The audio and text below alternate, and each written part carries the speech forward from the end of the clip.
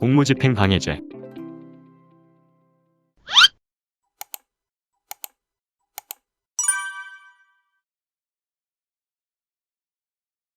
오늘은 경찰관을 폭행하여 공무집행 방해 혐의로 조사를 받고 계신 의뢰인에 대한 상담 사례를 소개하도록 하겠습니다. 일반적인 분들은 공무집행 방해죄와 업무방해를 같은 것으로 혼용하여 사용하고 계신 경우가 많은데, 공무집행 방해죄는 공무원의 정당한 직무 범위 내의 공무를 방해하는 경우에 성립하는 것이고, 그 외 일반인들의 업무를 방해한 경우에는 업무방해죄가 성립하는 것입니다.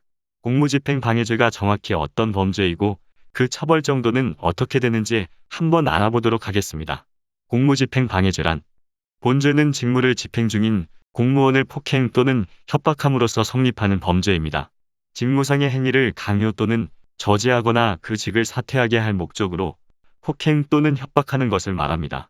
그리고 폭행 및 협박이 아닌 위계, 즉 허위 사실을 알림으로써 공무원의 직무 수행을 방해하는 행위에 대한 경우, 대표적으로 경찰서에 허위 신고를 하는 경우가 이러한 경우에 해당합니다.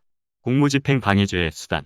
공무집행 방해죄가 성립하기 위해서는 공무원의 직무를 방해해야 되는데, 그 방해의 방법은 폭행 및 협박이 그 수단인데요. 먼저 폭행의 경우 공무원에 대한 직간접적인 유형력을 행사하는 것을 말하고, 협박은 일반적으로 공포심을 갖게 할 정도의 일체의 해악의 고지를 의미합니다.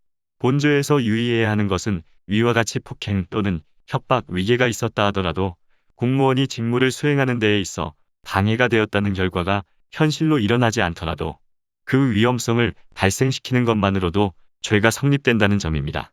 반대로 공무원이 개의치 않을 정도로 경미하다거나 소극적인 불복종 등은 이에 해당하지 않습니다. 직무를 수행한다는 것은 구체적 업무를 현실적으로 행하고 있는 경우뿐만 아니라 그 수행에 착수하려고 하는 행위 및 수행을 위해 근무 중인 모든 상태를 포괄한다고 할 수 있습니다.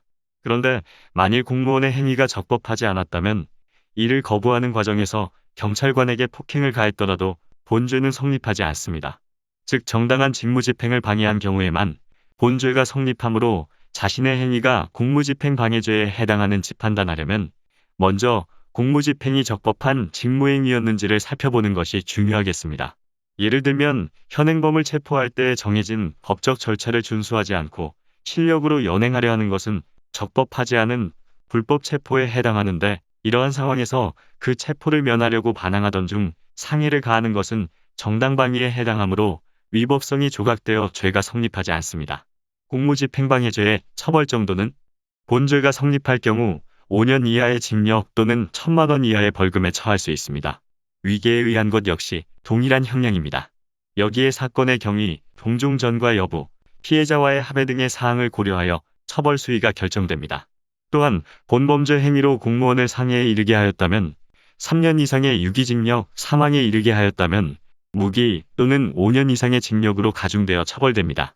이처럼 그 처벌의 정도가 매우 무거운 범죄에 해당하므로 본죄와 관련된 사건에 휘말리신 경우라면 다수의 공무집행방해 사건을 변론하여 좋은 결과를 이끌어낸 장원법률사무소 김동우 변호사에게 상담을 받아보시기 바랍니다.